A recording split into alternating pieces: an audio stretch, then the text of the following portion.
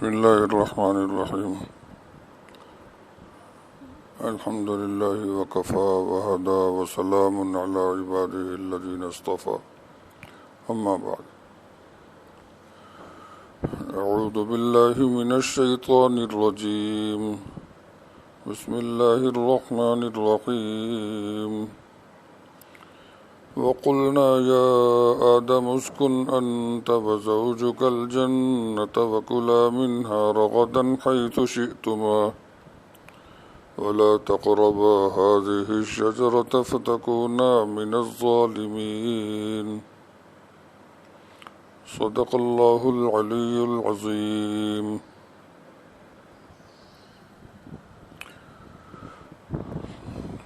سورة البقرہ آیت نمبر 35.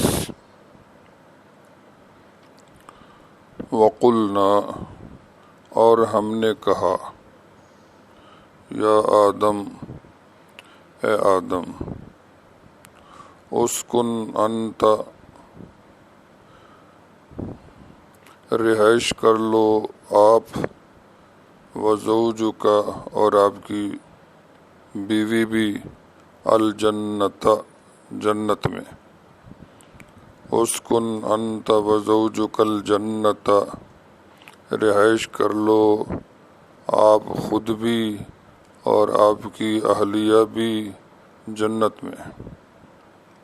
وکلا، اور تم دونوں کھاؤ، منہا، اس جنت سے، رغدن، جی بھر کر، حیث شئتما، جہاں تم چاہو.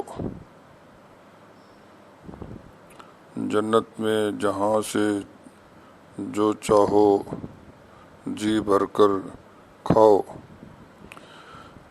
ولا تقربا، اور نہ قریب جانا تم دونوں، هذه الشجرۃ، اس درخت کے. یہ خاص درخت ہے، اس کے قریب نہ جانا. فتکونا من الظالمین، ورنہ ہو جاؤ گے تم ظالموں میں سے، اپنے اوپر ظلم کرنے والوں میں سے، اپنا نقصان کرنے والوں میں سے.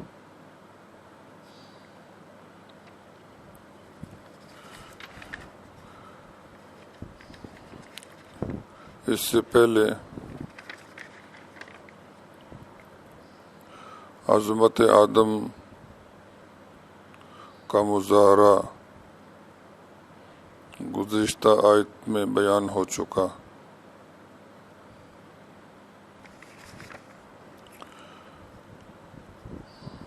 عطائے خلافت کا مظاہرہ بھی بیان ہو چکا. مقام خلافت کو روانہ کرنے سے پہلے کچھ تربیت دینے اور عملی تجربہ کرانے کے لیے، اور یہ دکھانے کے لیے کہ فرائض خلافت کے صحیح ادا کرنے پر تمہارا گھر اور مقام کہاں اور انعام کیا ہوگا. اللہ تعالیٰ نے آدم علیہ السلام کو جنت بھیج دیا اور اہلیہ سمیت بھیج دیا تاکہ جنت کو خوب قریب سے اور اچھی طرح دیکھ لیں، وہاں کی آسائشوں سے اور نعمتوں سے لطف اندوز ہو لیں. دل و دماغ میں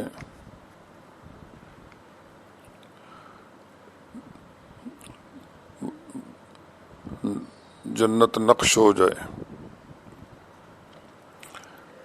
اور زمین پر جا کر بھی وہ یاد رہے اور اس کا اشتیاق رہے. کیونکہ جب کسی محنت کی مزدوری معقول اور بہترین ہو،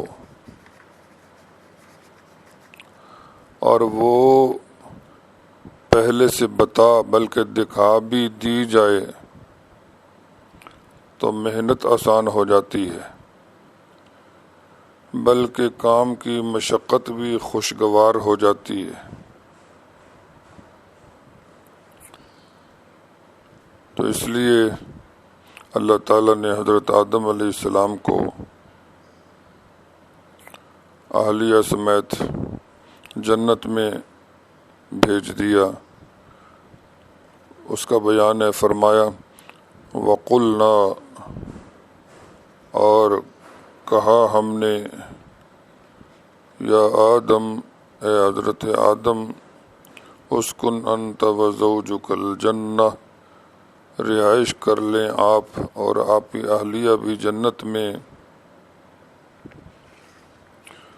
وَكُلَا مِنْهَا، اور کھاؤ اس جنت میں سے، رغداً، خوب جی بھر کر، حیث شئتما، جہاں تم چاہو۔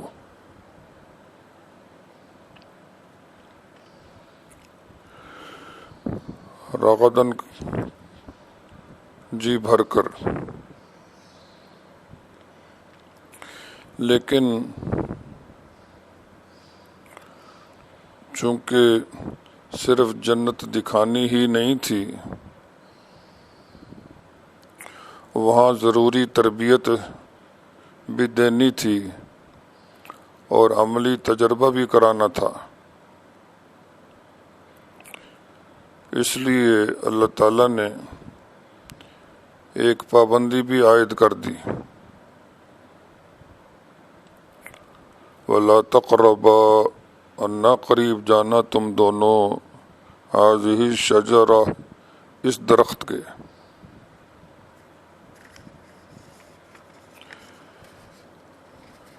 کھلی چھوٹ کے ساتھ، پوری آزادی کے ساتھ، یہ ایک پابندی بھی ہے۔ یہ کون سا درخت تھا؟ کہا گیا کہ گندم کا تھا، اور یہ بھی کہا گیا کہ انگور کا تھا، لیکن اللہ تعالیٰ نے وضاحت نہیں فرمائی، اس لیے اس میں پڑھنے کی ضرورت نہیں، کوئی بھی تھا۔ اور تربیت دینے کے لیے ایک درخت کے پاس جانے سے منع فرما دیا اور پابندی لگا دی، اور ساتھ ہی یہ بھی بتا دیا کہ پابندی توڑنے کا نتیجہ کیا ہوگا۔ فرمایا فَتَكُونَا مِنَ الظَّالِمِينَ، پھر ہو جاؤ گے تم نقصان اٹھانے والوں میں سے اور اپنی جان پر ظلم کرنے والوں میں سے۔ دنیا میں بھی چونکہ ایسے ہی ہے، بہت نعمتیں اللہ نے پیدا فرمائی ہیں اور ان گنت نعمتیں انسان کو دی ہیں، ساتھ کچھ پابندیاں بھی ہیں۔ مکمل آزادی کے ساتھ تھوڑی پابندیاں بھی، اور ان پابندیوں کو توڑنے پر سخت نقصان بھی ہے۔